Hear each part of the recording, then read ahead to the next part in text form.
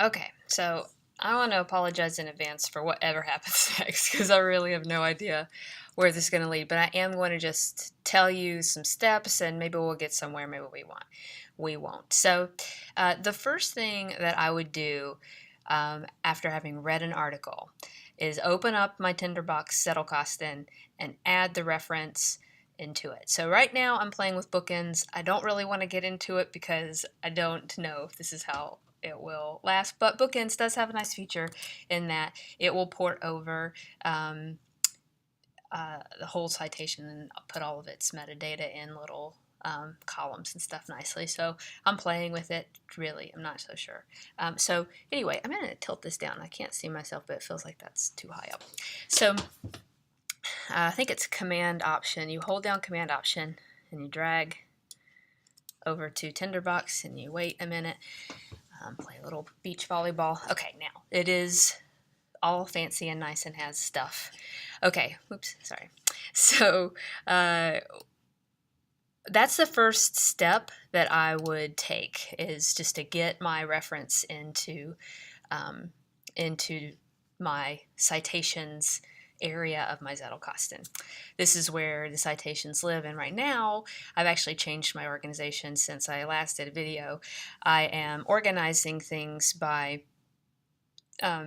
different areas, different literatures. So like my restorative environment stuff is kind of mapped by like the author, and then they're kind of vertically organized by the first one, and then when they publish something later, it's next, that kind of thing. So you know, right now I've just read Wackery. It's the first time I've read anything by him, and I like what he has to say. I feel like he's smart. So because of that, he's going to get his own box. But if I read him and I was like not necessarily going to follow up or something, I would not create a box for him. I'd basically say others or criticisms or agreements or something like that. Like this one here I read, and I just decided it's probably not. I'm not gonna read a whole lot by this person, but this is a good example of slow technology, or at least it's an example of slow technology. So I'll put in examples. Who knows how that will evolve over time.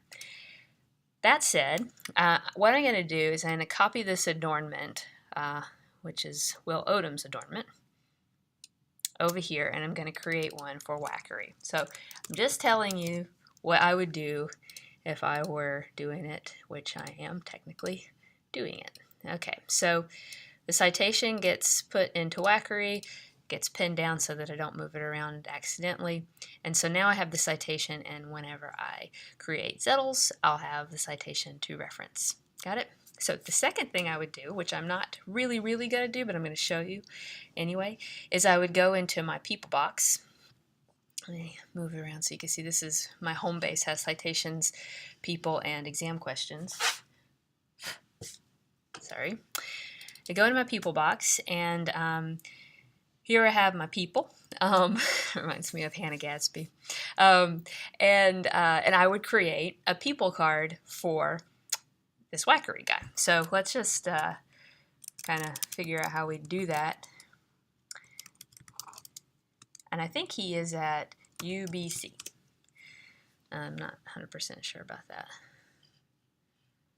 No, it doesn't look like he is. Is SB? What is... Let's just SFU. That's what it is, Simon Fraser. It is somewhere in Canada. Okay, so here's Juan Wackery, and I would go here. I'd take his picture, assume he's still alive. Something that I do is if you have died, I make your picture black and white. But I'm pretty sure this guy's still alive. Now, this will be interesting because every single time I do this, I have a problem, and it's not going to be a problem this time. So I create a note, click over here in the note. I would make the Tinderbox window smaller because I have learned that is necessary. I'm going to have to hide things so I can actually see the picture. I say all of this because I have tried all of these things so many times and they don't work, and I found the one way this works reliably, and watch it not work. Okay, no, see, it didn't work. It's so frustrating. Mark Bernstein, if you are watching, please fix this problem. Okay, so I will say I want a text window, and I'll click in the window, and I'll click on this picture, and it won't work. Maybe I just have to do it a whole bunch of times. Ah, it worked. Okay, good. So this picture gets in there. I put his name. And then if I wasn't making a video and wanted to do this properly, I would then actually read about him on the page that I pulled up and find out what he's about and write that in my own words, and then just write a note to myself here in the Zettel about who this person is. You know, this is for Lars Holness, what I wrote.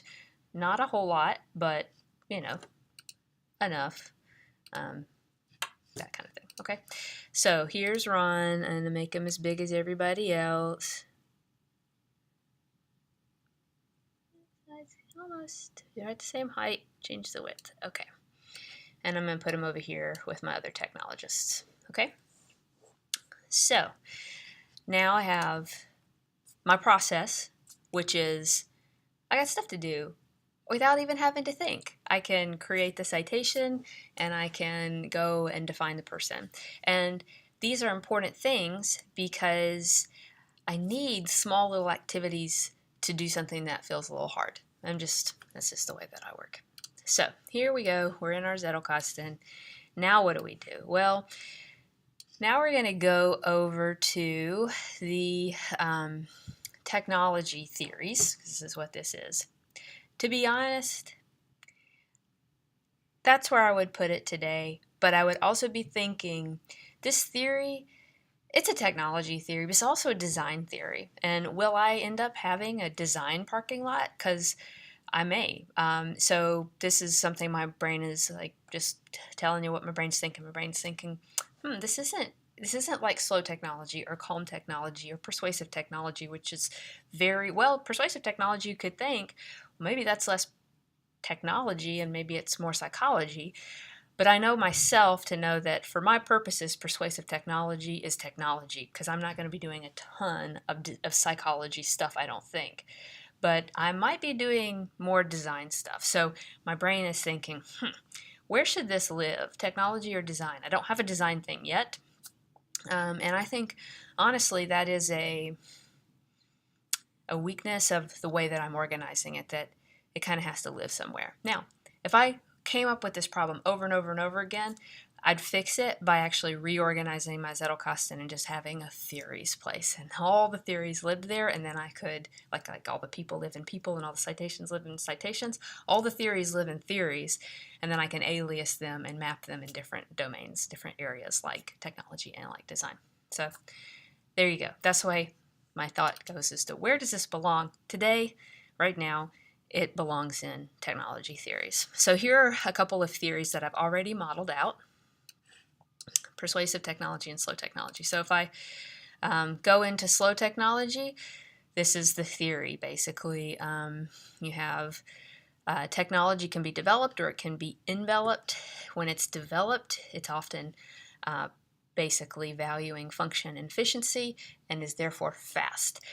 When technology is enveloped, the values are different. You're actually you're looking at the use of the technology, the experience of learning how to use the technology, the reflection on what the technology is doing and what its consequences are, and an appreciation for the craft of actually using the technology. Very different values than how productive is it and how fast is it, basically, which is fast technology. So when you value all of these things into technology development, the technology is considered slow.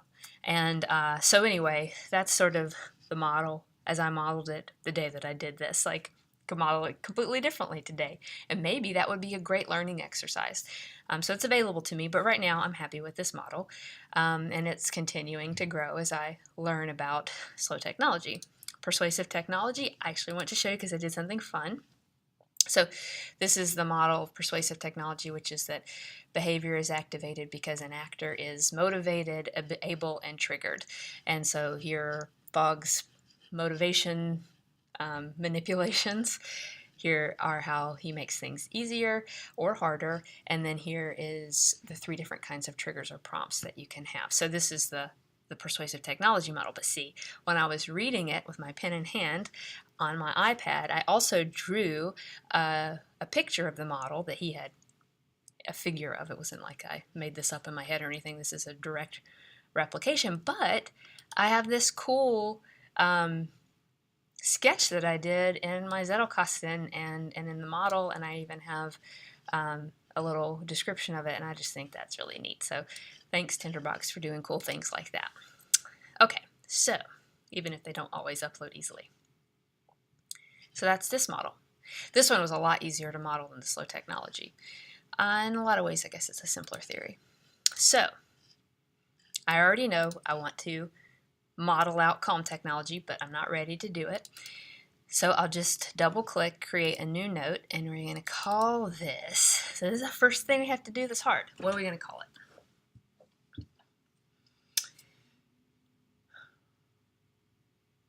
So I need to think out loud so that I explain my process here.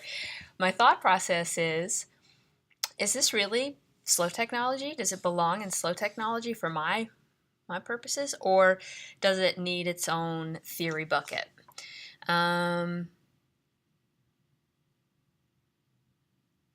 I'm going to do for today, and I could totally change this because things are copy and pasteable, is I'm going to create it as its own theory bucket, but I'm going to draw a line from it to slow technology and annotate that line. So what are we going to call this theory? I guess we'll just call it what Wackery calls it, which is unself-conscious interaction. I don't like that name. It's just really academic sounding. Okay, so we've got unself-conscious interaction. I'm going to put it over here. And right now, just because I don't have a ton of certainty about this, I'm just going to say related. Okay, and I'm going to, this is a cool thing, I don't know if you know you can do, but if you click on a line, you can drag it down to where you want it to be so it's prettier, which is very important to me. I'm going to dash this line, and of course I'm going to move this so that it's prettier too. Okay. All right, so now we're ready to jump into unself-conscious interaction, but I should say before I do that, that after I'm done, I will go and create a Zettel that describes exactly what it is I think unself-conscious interaction is. So I have these varying length Zettels on the first page before you dive in that are easy to access, and they're not, I don't think they're really that great of a Zettel. Like, this is very long for a Zettel, but it was a very good activity for me to like write these sentences and really understand what I think slow technology is. It's a learning exercise more than it is a thing I'll reference in the future, I think. So double click. Seems like this is probably getting long. Okay, so because this is getting long, I'm going to go ahead and close it out, but I'll tell you what I'm about to do. So what I'm going to do next is now I'm going to go look at my dots, and I'm going to figure out how to plot them. And I'll give you a tip before I even get started, in that I'm not going to have to think too much about getting it right, because I can always change it later. So that will be the philosophy with which I start to map out a model.